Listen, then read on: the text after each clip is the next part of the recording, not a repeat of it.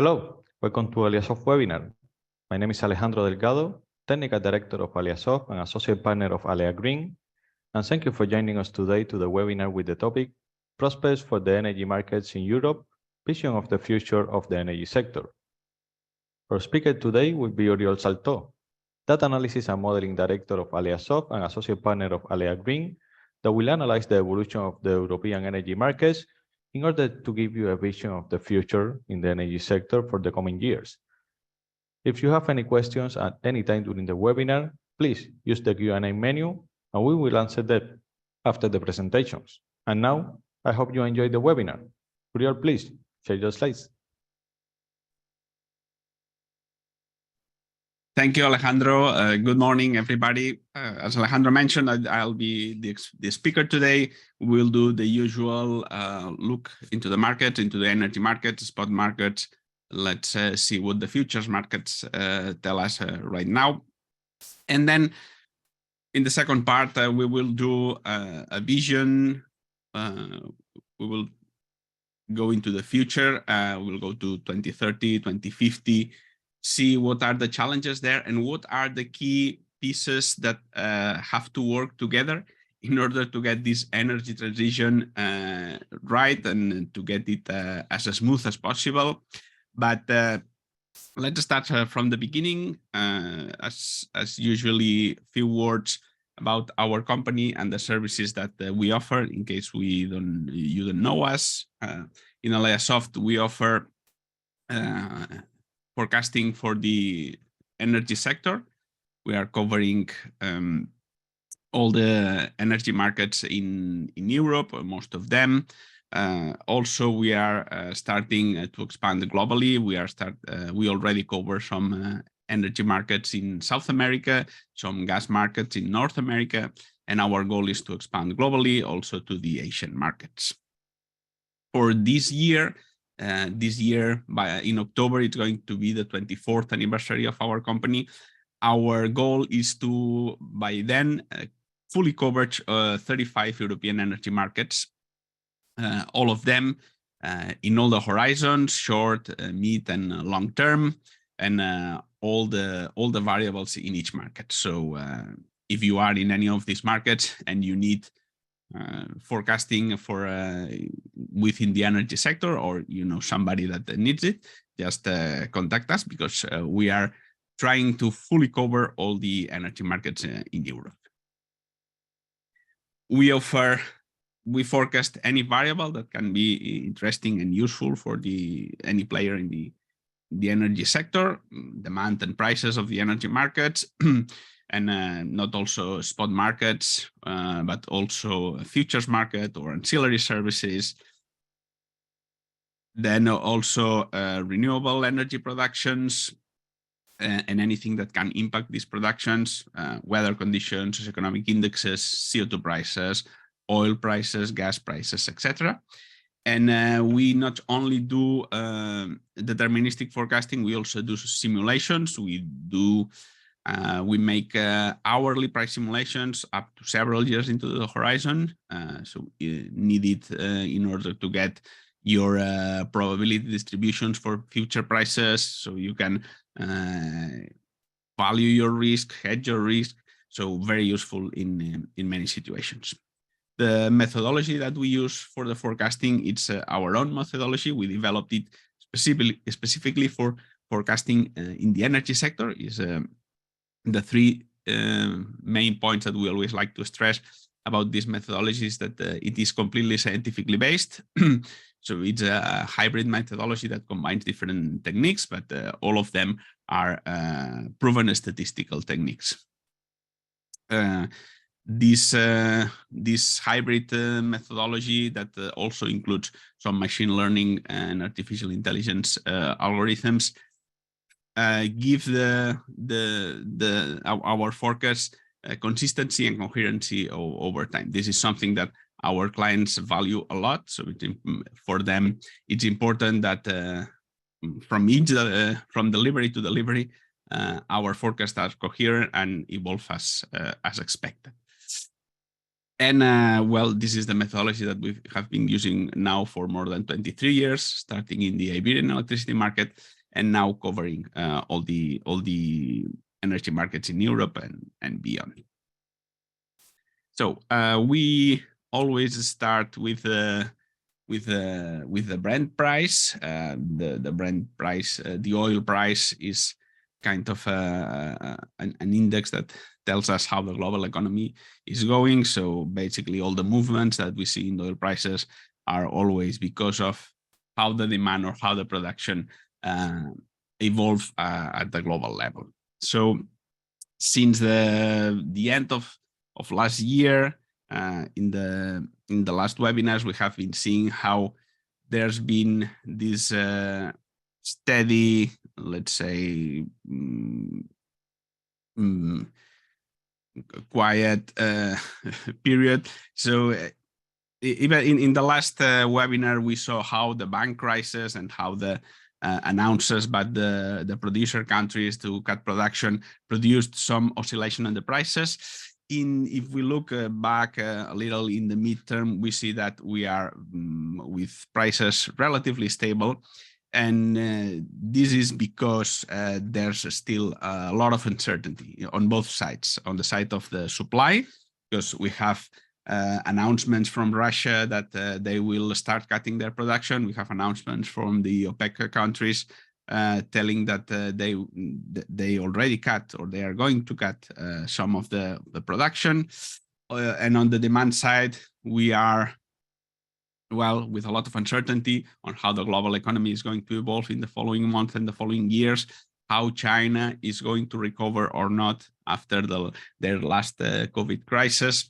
So there's a lot of uncertainty. This uncertainty means that there is volatility, but on the long term, the trend is pretty stable. So no clear trend by now in the oil price.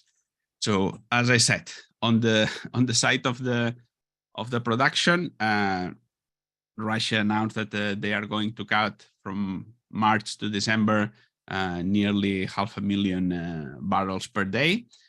And if we look, but the production data from Russia, it's not public, or it's very opaque. So we have to try to see if they are really doing so, cutting production. If we look at how the proportion of the oil wells that are not in use, we saw that they started, or the share of these unused wells increased in March. That could be a sign of Russia reducing their oil production. But on the other side, if we look at the exports or how the ships bringing oil leave Russia, we see that there's no sign of these oil exports reducing. So looks like Russia is still producing at least at the same rate that it was doing. So on the demand side, China. How is China recovering from the last COVID? So if we look, for instance, at the jet fuel, so the fuel used by planes within Russia, within China, we see that since January, since the end of January, just after their last COVID measures were just removed, the implied demand that this oil demand that these planes are used has been increased a lot. These very last points are not actual flights, they are scheduled flights, so they are usually a little bit less. But just to see that it looks that China is recovering after some at least 3 years of very low, at least internal movement due to the COVID restrictions. So that could be a sign of an increased demand into the future. But again, a lot of uncertainty and nothing is really clear. And from then, we don't see a clear trend in prices. If we look at the gas, these are the front month futures for TTF. And if you remember, in our last webinar, we were approaching, or we were just above this 40 euros per megawatt barrier. We were touching it, but there was no clear sign of this floor being broken. Right now we are already below. So right now it's at 34.8. So we are already clearly below this 40 euros megawatt hour. So it looks like this downward trend, slight downward trend, it's consistent. So prices are in a clear downward trend, and this, as we are going to see, it's having an impact on the prices on electricity markets. Why is that? Well, we are already in the refilling period, so the temperatures we are already in the spring. Temperatures are already well, not higher than, well, higher than normal in some countries, but already going up into the summer. So the refilling period has started. We are the stocks are above 60%. 1 year ago, we were just at 37%, so the situation is very different. So 1 year ago, we were expecting a very intense summer refilling all the gas stocks, and that's why we got so high prices during the summer.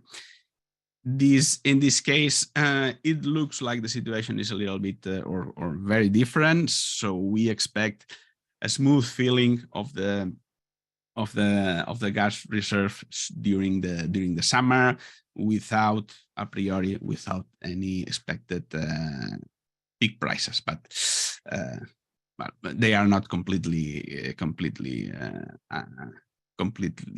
impossible. And in the EU, we are in our first joint gas purchase. So the demand offers are already in place. So now it's the turn of the gas sellers in order to fulfill this demand offers. Let's see how it goes.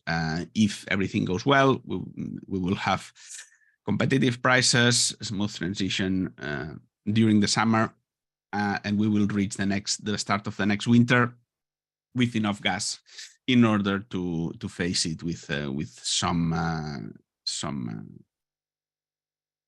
without much fear, let's say. If we look into the CO2, if you remember in our last webinar, it was 3 weeks ago, we were what looked very close to starting to attempt again to break this 100 euros per ton barrier. But well, it clearly failed. It's another failed attempt after the one that we had at the beginning of the war, then in the summer, and now in the first quarter. So again, now we are clearly at least not attempting to break this 100 euros per ton barrier, at least in the following weeks. In the long term, as I always mention, this market is designed to have ever rising prices, because it's a tool to incentivize the switch to cleaner fuels. So in the long term, we expect prices to have an upward trend, but in the midterm, it looks like at least for some weeks, we are going to have prices more or less at the same level that we are having right now. Okay, let's move to electricity markets. As always, I will not have time to go market by market, but usually use this opportunity to show our online data platform. So it's an online platform where you have all the markets and all the variables that are interesting for the energy sector. Information is power, so you need data if you are in this sector. Even if you are an analyst, a data analyst, you are a trader, you are an investor, you are a journalist on the sector, you are a CEO that want to have all the available data.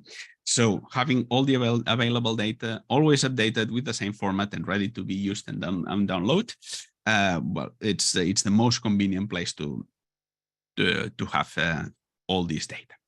So these are the prices for some of the European most important European energy markets. And this is the monthly average. So the last whole month that we have is April, and compared with the prices in March, basically we have on average we have a small decrease of 7.4% on average, but for most of the countries, prices were basically stable compared to the prices that we had in March. We are still at the level more or less of the last quarter. Sorry, the last half of the first quarter, the third quarter of 2021. So we are already at that levels, and this is more or less a slightly decrease. The same trend that we saw in the gas prices. So a slightly downward trend. If we look at the at the daily prices, those are the daily prices since the 1st of March. If you remember, we saw that in mid-March, we start having, in last webinar, we were seeing how the increase in wind energy production were producing quite low values, quite low prices in some of the countries. Italy, it's maybe the only country that is having very high prices during this period. And now we see that starting mid-April, more or less, we will see how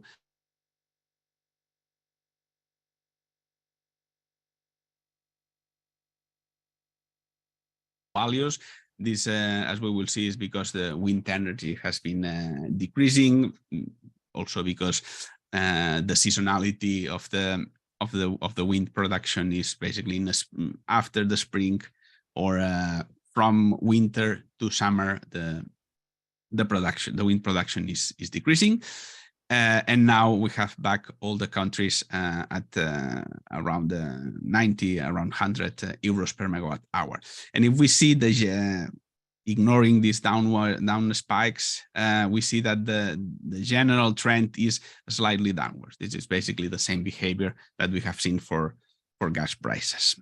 And as I said, if we look at these are Spanish prices, Spanish market prices. So in the prices are in blue. This is also from the beginning of March. Prices are in blue, and wind production is in red. And you can see how they are anti-correlated. So high wind days with high wind energy correspond with days with low prices. And since mid-April, wind production has been greatly reduced, so prices are a little bit higher. And something else that I wanted to show you today is about the electricity demand. This is the case for Spain, but it's also the case for other countries like Italy.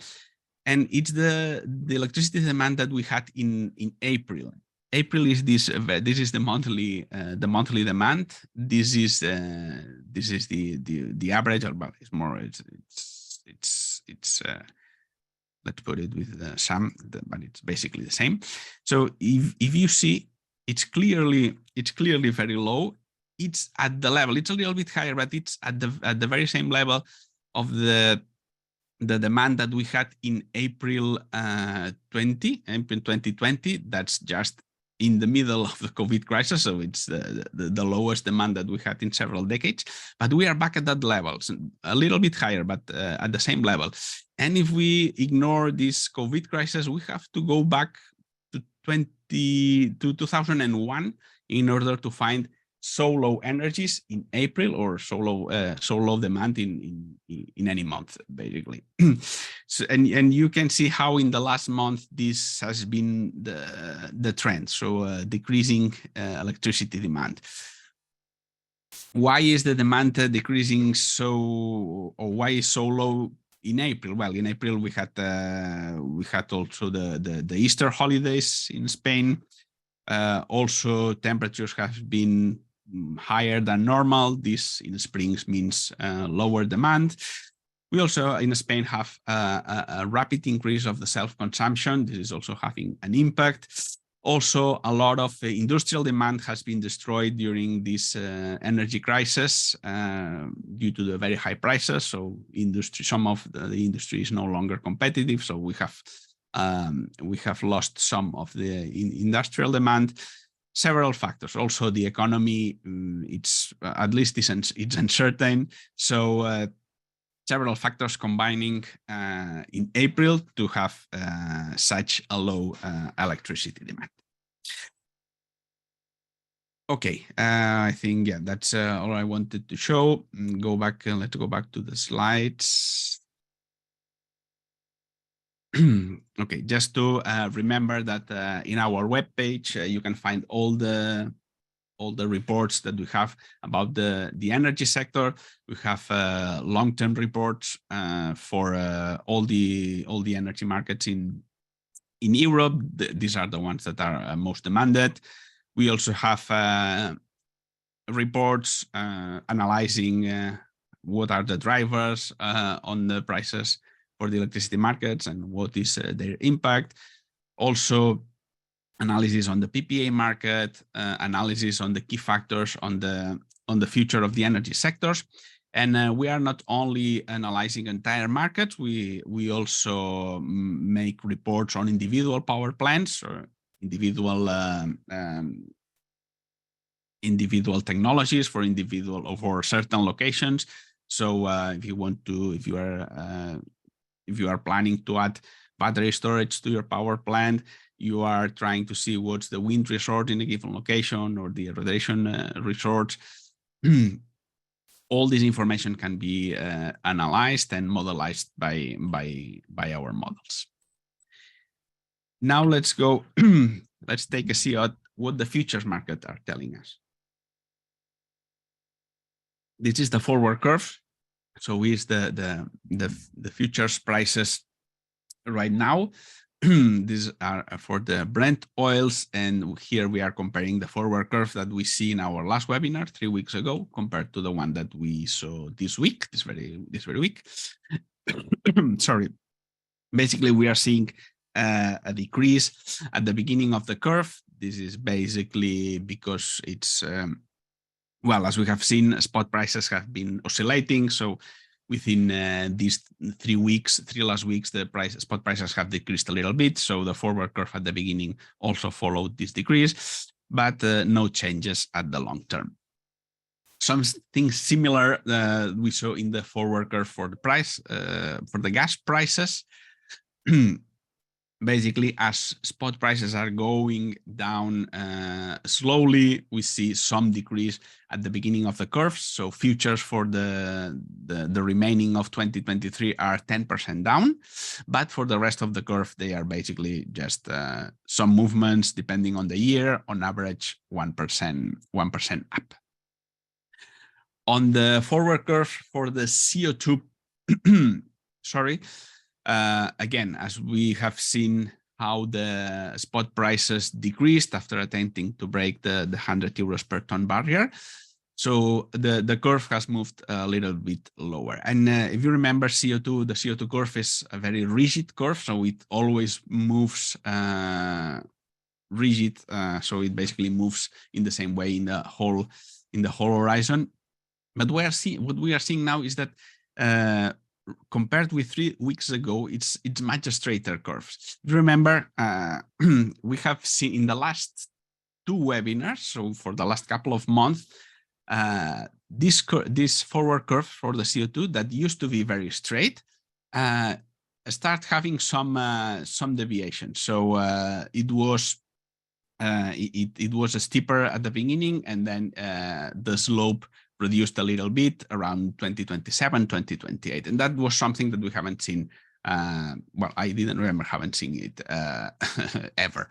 So that's something that we saw in our last 2 webinars, and it's something that is removed now. So we have, again, a straight curve for the CO2. And trying to see this graphically, this is a little bit technical, but in case you are interested, we are seeing the spread. So we are seeing the difference between 2029 and 2028 compared to the slope between 2027 and 2026. So we are seeing the slope in two different parts of the curve. Sorry, here. So basically, you see how the slope has been the same. The slope has been changing a long time, but it's been the same in these two different parts of the curve. But starting in March, that's what we see 2 webinars ago, we see how the slope started to behave differently for different parts of the curve, and that remains the case until May. So now what we are seeing is that basically the slope in all the curve is basically the same. So we are again in the same situation that we were before this strange period that we saw for a couple of months. So, and for power, for electricity futures markets, these are the forward curve for these 4 markets, are the markets that have a longer forward curve. It's because are the markets where there is some more interest, or at least EEX sees more interest in PPAs and in hedge at the long term. Basically, very few changes. So as the gas prices has been decreasing, so we are basically seeing a slightly decrease in the forward curve for all the markets. The case of the Spain, we see a slightly larger decrease, 15% down in 3 weeks, just in 3 weeks, 15% down at the very long term. And this is always important to remember that those variations, 15%, 10 years ahead, it's a lot of variation for just 3 weeks. Just to remember that those are illiquid markets at the very long term, so it's not really possible to buy or sell energy at these maturities. And just remember that these are forward curves, so these are prices now for the energy delivered into the future, but they are not a good reference for prices, future prices of the spot market. So they are not a forecast of the energy market.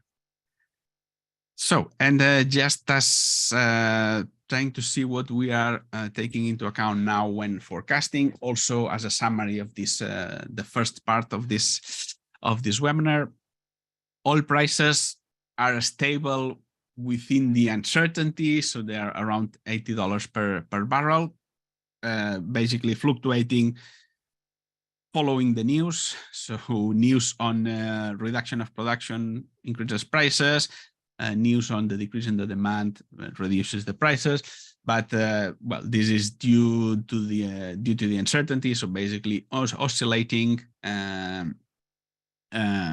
bouncing around this $80 per barrel, just waiting to see what will be the final outcome of the global demand, the final outcome of the cuts, the announced cuts on oil productions, and how they will balance into the future.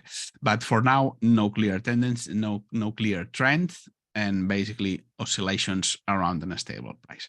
Gas prices, we are finally below 40 euros per megawatt hour. The trend continues to go down. Right now we are 1% down today.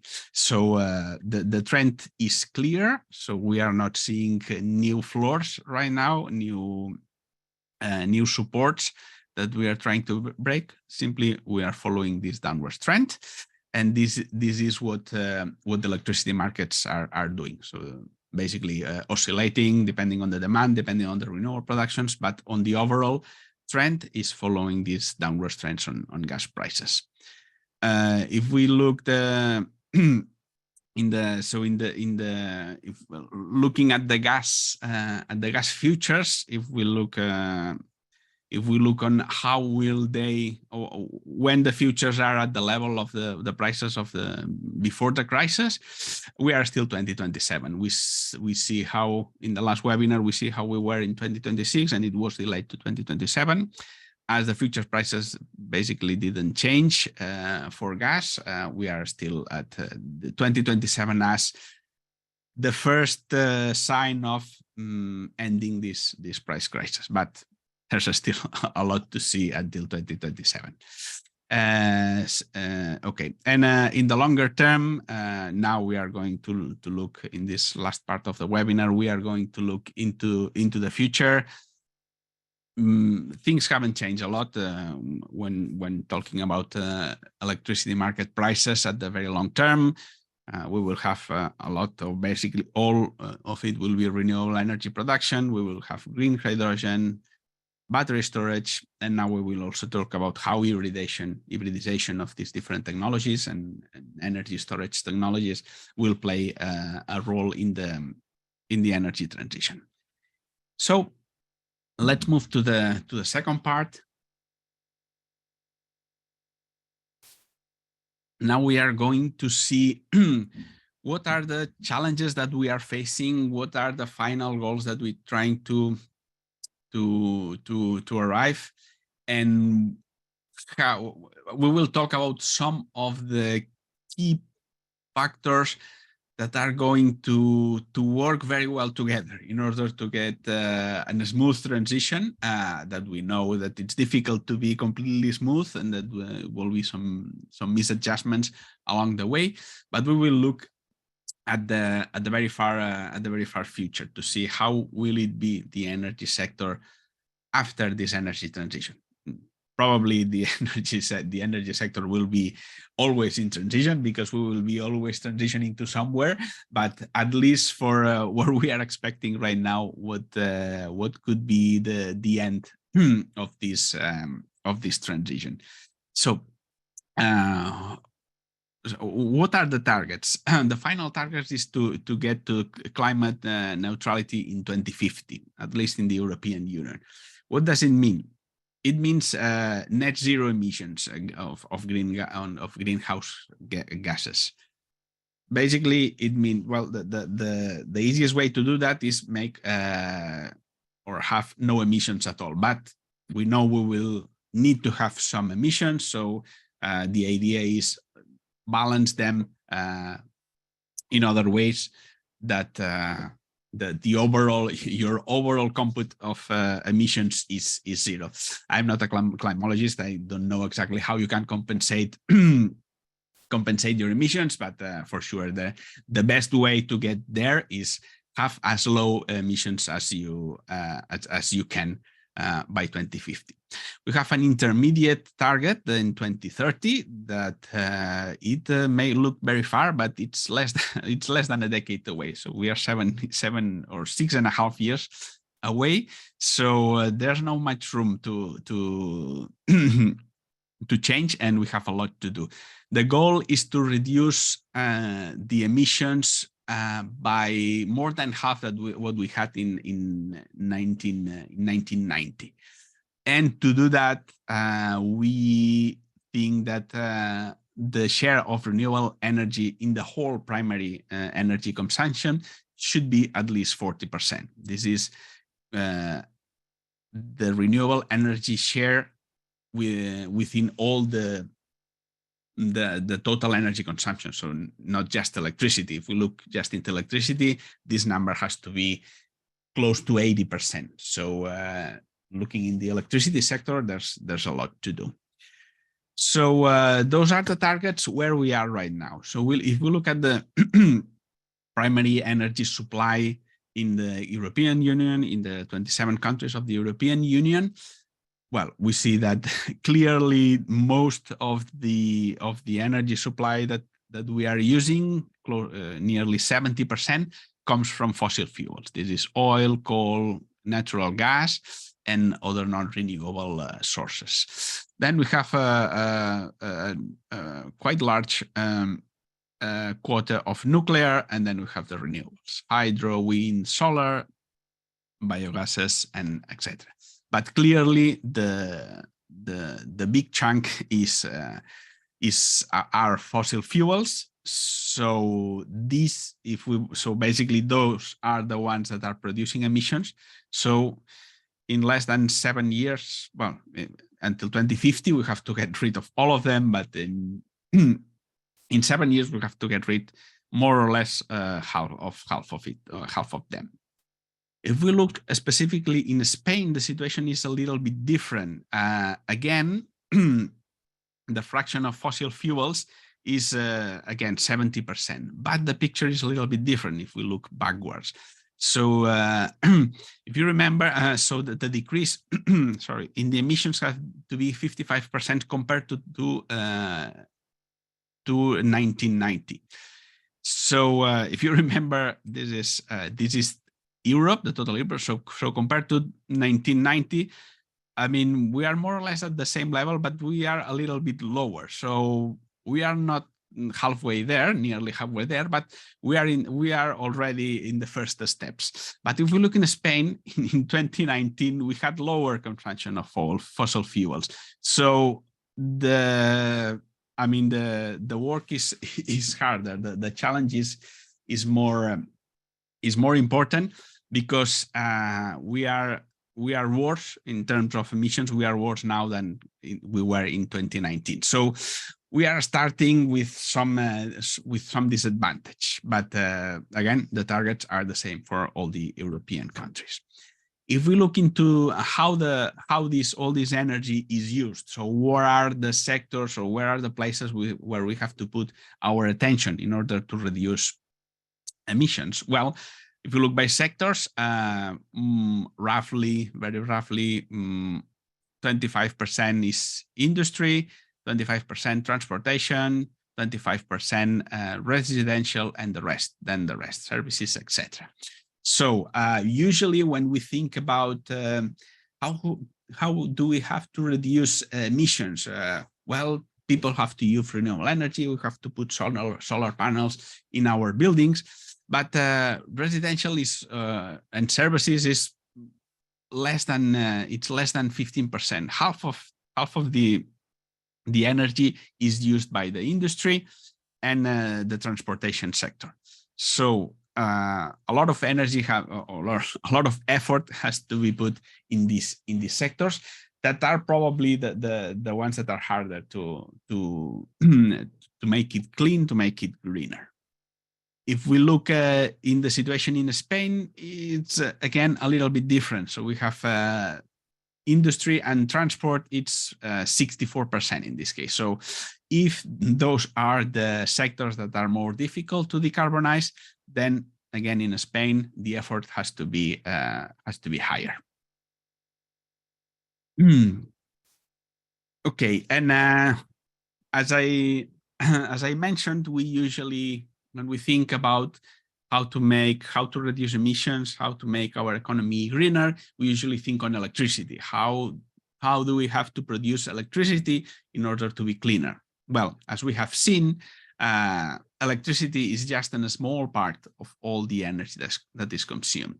So if you look in the case of Spain, from all the energy that we consume, just 25%, around 1/5, 1/4, it's electricity. The rest, it's not electricity. It's basically fossil fuels. Then and also we have some renewables used that are not direct electricity, but most of it are fossil fuels. So thinking in decarbonizing electricity, I mean, it looks easy compared on the effort needed to decarbonize all the energy that we are using. And if we look into the European countries, the situation is more or less the same. 1/5 or 1/4 of the energy is used in form of electricity, but the rest is, most of it are fossil fuels.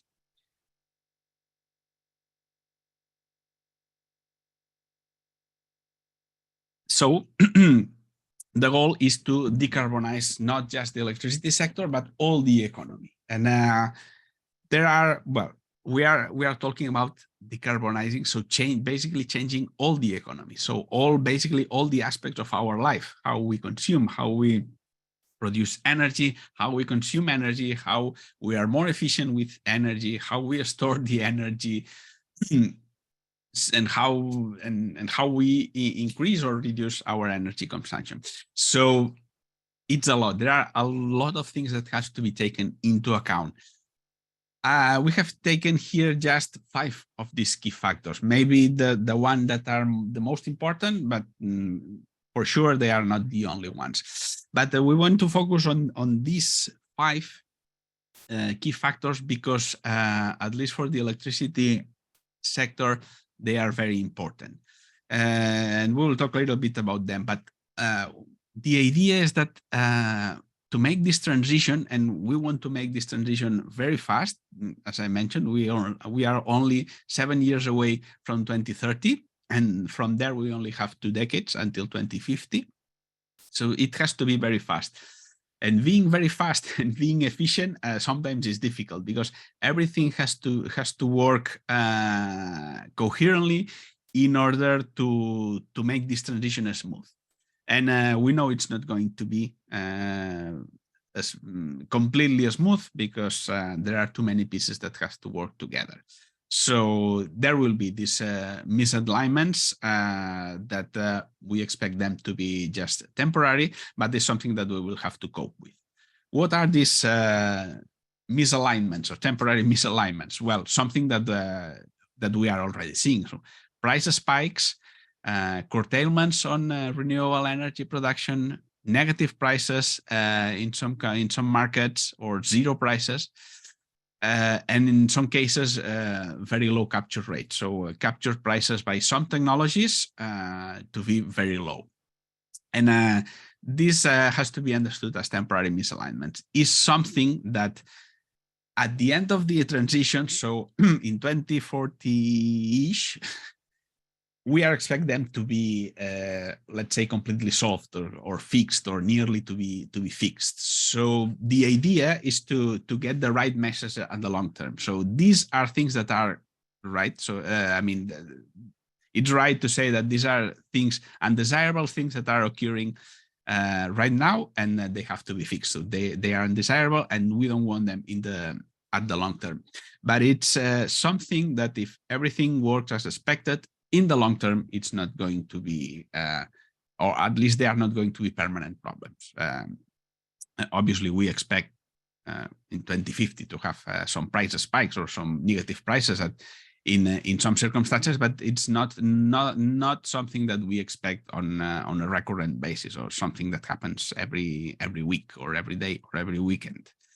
So it's important to send this message of a clear picture of the energy sector at the long terms, a vision where everything works to make all the energy sector to work coherently. So let's go more or less saying something about each of these key factors. But the idea is this: so each of these undesirable effects that we are seeing right now can be basically solved for some or at least one of these key factors. Green hydrogen, for instance, as I mentioned, transport sector, industry sector are the ones that are the most consuming sectors, and also the ones that are most difficult to decarbonize. Why? Well, because electrification, that is let's say the easiest way, because we know how to produce electricity with renewable energies. And then if we produce all the electricity with renewable energies and we use electricity for everything, now then we are decarbonizing everything. But in transportation, we have heavy weights to transport along very long distances, and this is something that it's impossible in some cases and inefficient in other cases to electrify. So here we need another fuels. We need the greener fuels. Hydrogen, it's one of the most promising ones. We have very ambitious targets in the European Union. Electrolyzer capacity by 2030, we want 40 gigawatts in Europe, 4 of them in Spain, but we have already projects or committed projects farther than that, or 50% more than what's our target. Probably not all of them will end up being built, but at least we are in the right path.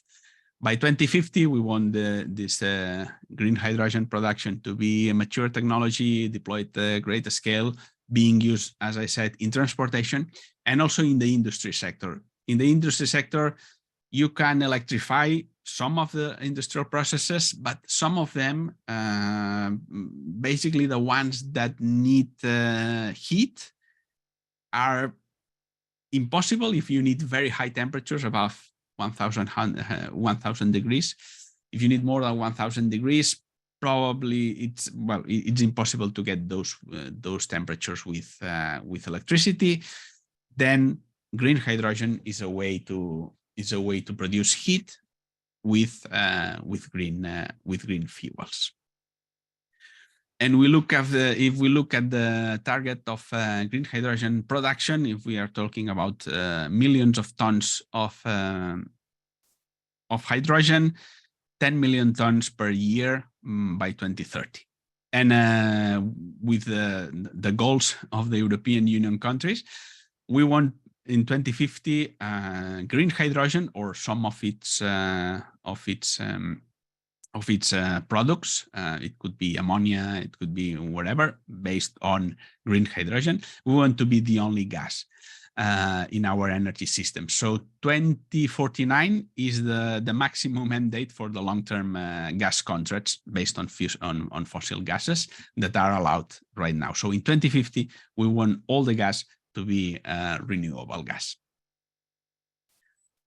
And probably you've heard one of the main projects when talking about green hydrogen. Second. Okay, when talking about green hydrogen, one of the main projects at the European level is the H2Met pipeline. It's the most famous part is the pipeline between Barcelona and Marsella. It will be able to export 2 million tons of hydrogen per year to France and then up to Germany and the other European countries. But the whole project comes from Portugal with a pipeline between Portugal and Spain with nearly 1 million or 750,000 tons per year. And then also some maritime export capability from Spain, nearly 500,000 tons per year. And with capacity production in Spain to be around 2 or 3 million tons per year in 2030, up to 3-4 million tons in 2040. So Spain, with the high renewable potential, basically based on solar irradiation. So together with Greece, Spain is the European country with most solar irradiation. So a lot of renewable capacity to be used to produce green hydrogen. So if the idea is having Spain the key green hydrogen producer in the southern Europe, and then exporting this green hydrogen to the rest of the countries, then the idea is to have in the North Sea to have the other production green hydrogen production hub with there will be with wind energy in the North Sea, so having green production in both south and north of the continent. As I said, green hydrogen, one of the key elements, basic necessary key elements in the energy transition. Then on the demand side, so it's important to understand that we are installing a lot of renewable energy capacity, and some of the fear, or some people express the fear that there will not be enough demand for so many renewable energies. We are already seeing curtailments. They are going to be even worse in summer, worse in the following years. But we have to understand that in the long term, we are looking at a paradigm shift. So production is going to increase. Renewable energy production is going to increase a lot. We have seen how we need this renewable energy production to produce green hydrogen, but also all these energy containments or all these negative prices are going to produce business opportunities on the demand side. So we are going to be able to use very cheap energy to charge our electric vehicles, to produce hydrogen, to store the energy, as we will see. And why not to have a mining farm for Bitcoin? We can say mining, we can see a data center from Google, from Amazon, from wherever. So we will be very cheap or very competitive energy prices to be used, and they are going to appear business opportunity to be used. This is the example of Bitcoin mining in Texas. So these are in green, you have the net load. So this is basically demand minus wind and solar. So basically the thermal gap that you have. So how the fossil fuels have to be used to produce energy. And we see how from 2020 to 2022, the net or the demand in the valley of the during the night has increased by 15 gigawatts. That's 15 gigawatts. That's a lot.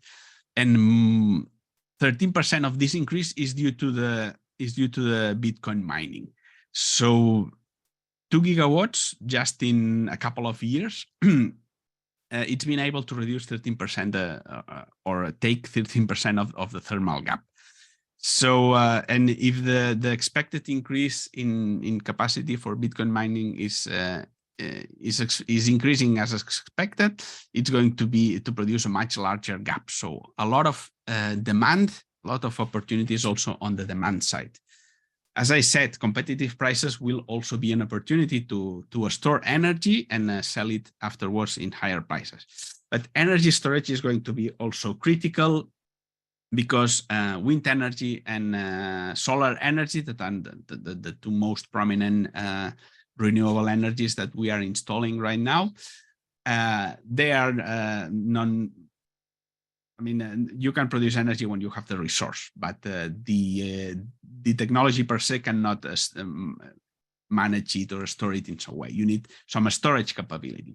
And the energy storage, being it in form of batteries or any other technology, it's what will make able to make to manage and make this renewable energy available really when it's needed. So, and at the point that we are right now, so what makes more sense is when you are installing a new solar plant, a new wind energy plant, what makes more sense is to have already so much storage inside.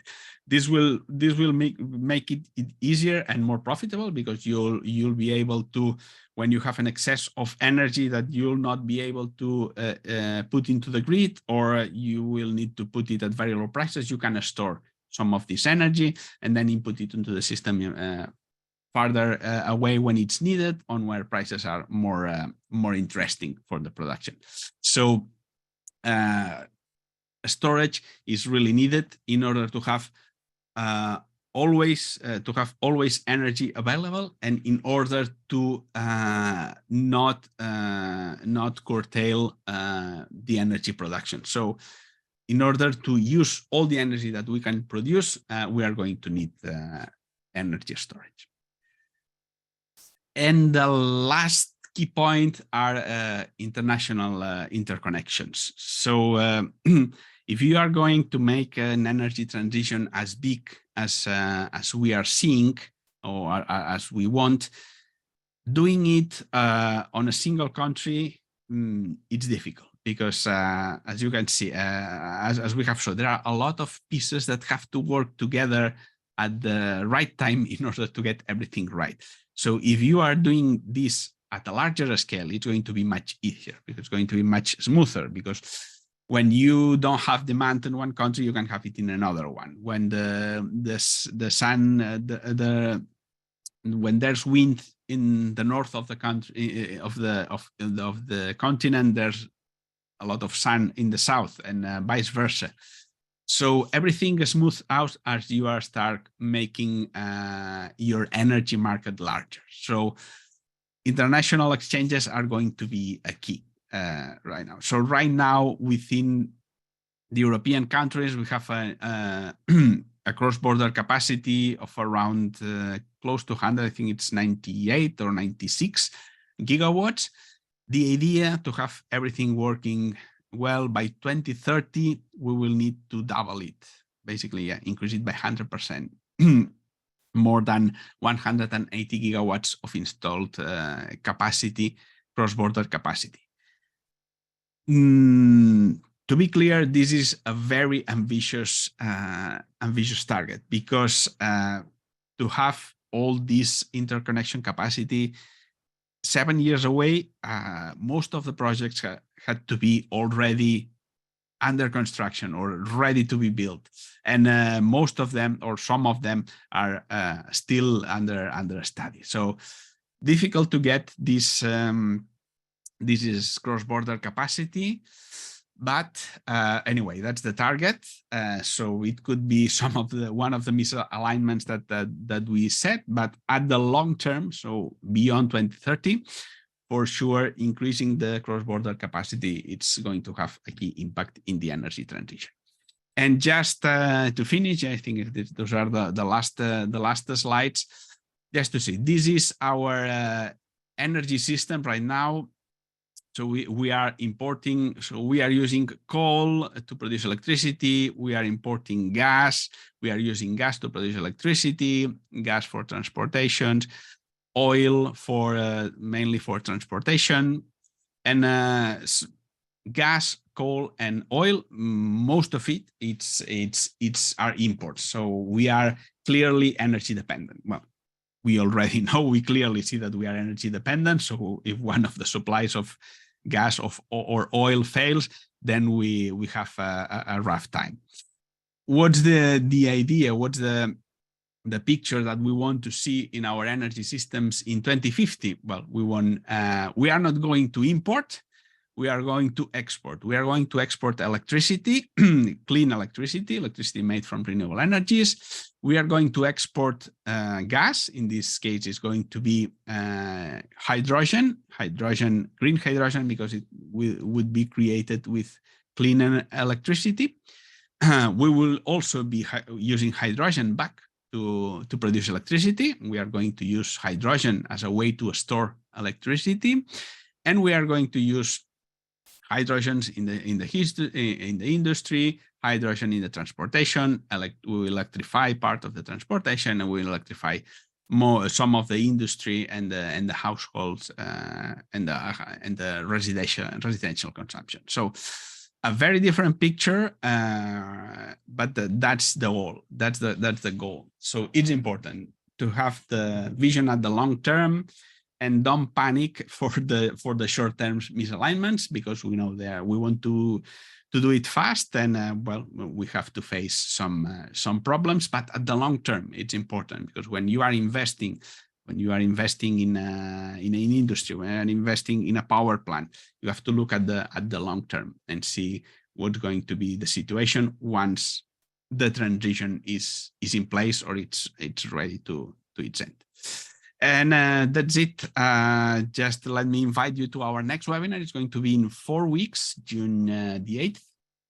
And we will be talking with ENGIE about, again, I think it's going to be for the 4th year. ENGIE is going to participate in our webinars. And again, we will always have this important vision on PPAs, on financing renewables, from ENGIE. It has a very vision from the inside of the financing and PPAs. And again, it's going to be very interesting. And that's it. Thank you, Alejandro.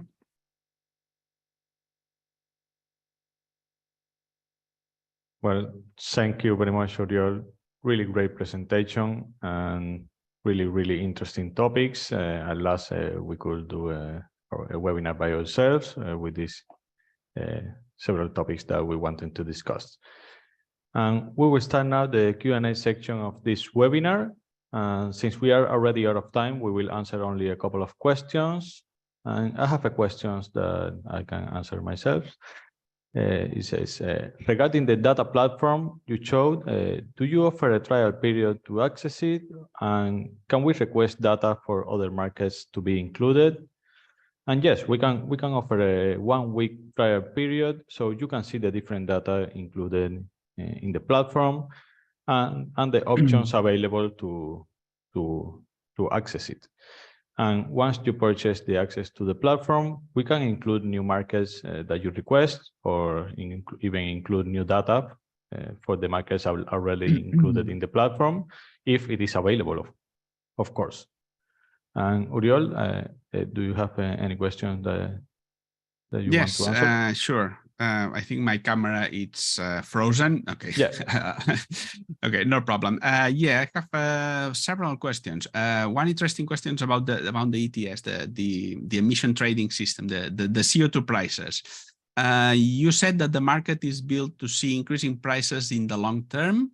What do you mean with long term? Don't you think that when a certain level of greenhouse emission gases reduction and renewable energy penetration will be achieved, the CO2 prices can suddenly drop in less than 10 years? Well, yes, the idea is that the CO2 prices to be an incentive to switch. So as less emissions are being produced, you can think, well, there will be less demand for energy, for CO2 allowances. So then the prices will drop because we will have less demand. By the idea is that these allowances are emitted by the governments, and there is a plan to progressively reduce the allowances that there will be available. So as the CO2 emissions start decreasing, also the allowances for these emissions will start decreasing. So there will always be a balance between what we are emitting and the allowances that we need to compensate those emissions. So, and it's designed in a way that the availability of allowances will be reducing at a greater rate than the CO2 emissions. So effectively the price will be increasing at the long term. And this is because this is a tool to incentivize replacing fossil fuels. So for it to work, if we want it to work, we will have to make the allowances available in a way that the price does not decrease. And as it is designed that way, I expect it to work in that way. Yeah. Really, if you select the last question to answer. Sorry? If you can select the last question just to finish the webinar. Yeah. Let's see if I can see.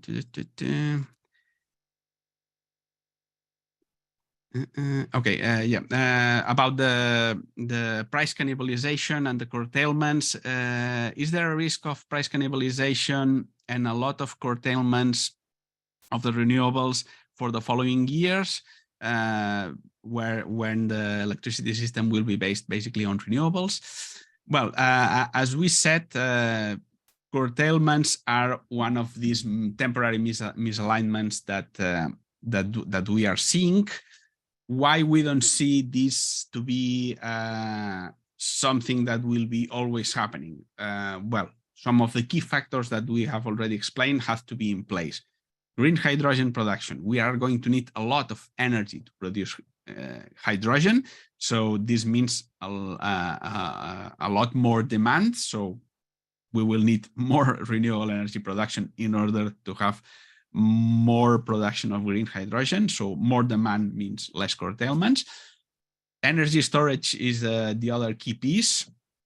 So with the storage, we will be able to store that excess of energy that cannot be put into the grid. So more storage means also less curtailments. So as I mentioned, all these pieces has to work together, and we are in a very fast transition. So yeah, we expect some curtailments in the following years, but in the mid-long term, we are not expecting it to be the most important problem that we are going to have during this transition. Okay, perfect. And so we will answer the remaining questions directly by email.